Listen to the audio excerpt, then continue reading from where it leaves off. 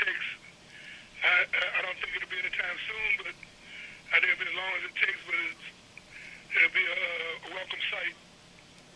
Yeah, I mean, and like I say, you know, the things, we're from Buffalo, you know, we're resilient, and, you know, we've had blizzards, and we've had, you know, steel plants that employed 20,000 people leave town, and we, you know, but you guys, you know, very much like us up here, man, well, brother, I don't know if there's another city, honestly, that has gone through what you guys have gone through. And like I say, the love of your city, and all it takes is anybody to go down to your city, and you're hooked. I mean, you're absolutely hooked into the scene and what's going on, and you know, the feeling of community. I remember talking to a cab driver who told me that they were displaced after Katrina, and I thought, how weird to even hear that word, displaced. You know, we live in America, you don't get displaced. And it was weird, Al. I mean, to hear her say that word, it really shocked me. And then she... The saying was, we're not refugees, you know. Yeah, well... They call it, you're a refugee from New Orleans, but we weren't refugees, you know. But like I said, I think this place was a little better. At least you know you can go back. Yeah, and it's funny because this person fought for 3 years to get back there. She, you know, moving around, little jobs to get back to New Orleans, and it's like, that's a love of a city right there. Oh, yeah, well, me and my wife, we had... no intentions of leaving New Orleans. It was always in our plan to get back to New Orleans, you know, because this is where, you know, life is and culture is, and, you know, the music scene is, there's great music scenes all around. I heard you ask the question, you know, what was your next music scene? Well, the only place I had in mind was Austin or Buffalo, but Baltimore, Baltimore, where the Baltimore Blues Society is. And I've been written up in that magazine for a couple of times. So, you know, we were just trying to find out where we would go, you know. Well, if you ever have to leave, my friend, there's always a home for you here, I promise. You can come up to Buffalo and we'll take care of you. So, Al, BigAlCarson.com is the website? BigAlCarson.com, my website, Rapid-Records.com, Mardi Gras Records. You can also go to Tropical Hours and pull up the CDs that we have live at the Funky Pirate. We have 3 CDs there. On my website, you can find the link to get to my documentary, which was done right before the storm by Patiata Productions from California. And they put that out for me so I can smell the roses before I die.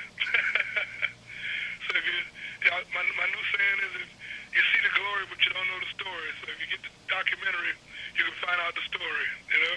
That's right, my friend. Al, if you will, once in a while, we're just gonna drop a line to you in the next couple of weeks, and if you can keep us abreast of the BP situation, it'd be great, my friend. That would be greatly appreciated from you guys too. All right, I'll tell you what. Thank you for talking to us for this period of time, and I'll talk to you soon, man. Absolutely. God bless, brother. Thank you. Big Al Carson, Mick. You know, I think it's interesting, and I'm listening to him talk, and I'm going, I can't remember when I was in New Orleans, but it was just after Katrina. I was doing American Idol. I was back and forth between Atlanta and San Antonio, Texas. And the thing is, you know, I mean, not to get gruesome, but these people had bodies floating in their streets. I know. I mean, and now they have oil creeping up that's stopping, you know, their way of life. Even Chef Binks, who's going to be on after us, he's a chef. You know, so what's seafood going to cost? You know, Chef Binks soon. You know, it's just horrible. And this city just stands and is resilient to the whole thing. Their spirit is unbelievable. I remember when you got back from New Orleans, the first thing you did was you said, you got to listen to this CD, this Big Al Carson. The first thing you said was put this CD on. Right. You put it all the way up and you said, listen to this. And then the second thing you were talking about, I heard for weeks, was their spirit, how great you thought they were, and just how resilient you Sense of thought the community. world of them. Yeah. Well, all of us being musicians here, we're all, you know, New Orleans is known for the second line, and that's it. I mean, bottom down, boil it right down to what it is. You know, when a drummer thinks of New Orleans, I mean, you get that second line, the Cajun feel, and that has made it all the way across the world. So if it was born there, you know, musically, it's always going to survive. And really, if you think about it, everything was born there. I mean, if you think about that area, that Gulf area, it's where blues came from, it's where jazz came from, and that's it. I mean, that was the birthplace of absolutely We were everything. talking before the show, I believe. Muddy Waters we brought up, Howlin' Wolf. Yeah. There's a couple that we brought up, and Mississippi, that's all Louisiana, from, Mississippi, all that Louisiana, stuff. That whole down there, that's where it all started. And the artists that still go down, Dave recorded his last album They there? recorded the last album, Another and Dave they thing. loved it. Every week we seem to bring it up. Dave and the Delta, baby. But Paul yeah, they loved McCartney. it Paul there. McCartney recorded that album in the '70s there.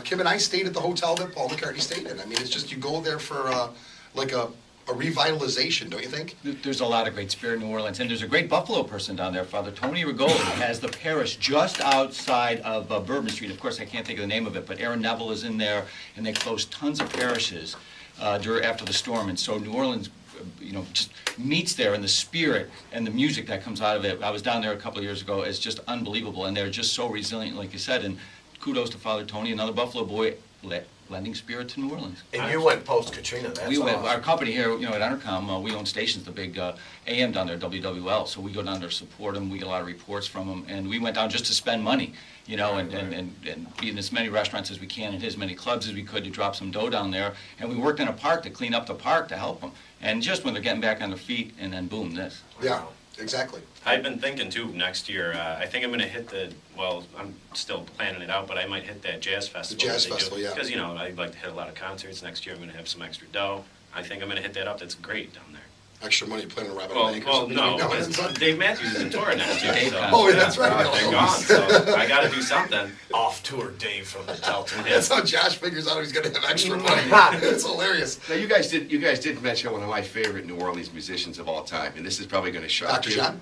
Well, Dr. John is great too, but I'm old, so I'm going to go back a little further than that. I mean, even when I was a kid and I was first starting to realize that my musical genes would get stimulated when my parents would take rides and put on like the old KB.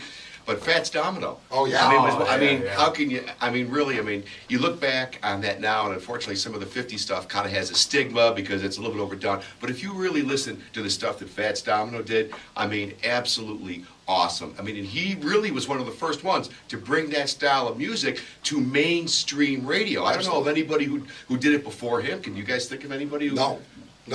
And an original style, too. I mean, a real original piano style, unbelievable. Very New Orleans. And I remember when Katrina hit, there was some fear that maybe The reports that he had passed. that he had passed away, Yeah. and luckily they did find him, and he was safe. But I mean, there's a guy that's just a musical icon. I mean, what great stuff. Absolutely. We're going to go into a commercial break right now. We're going to come back on the other side with Donnie Tomasulu talking about Buffalo history, get off New Orleans history. We're going to listen to some Big Al Carson.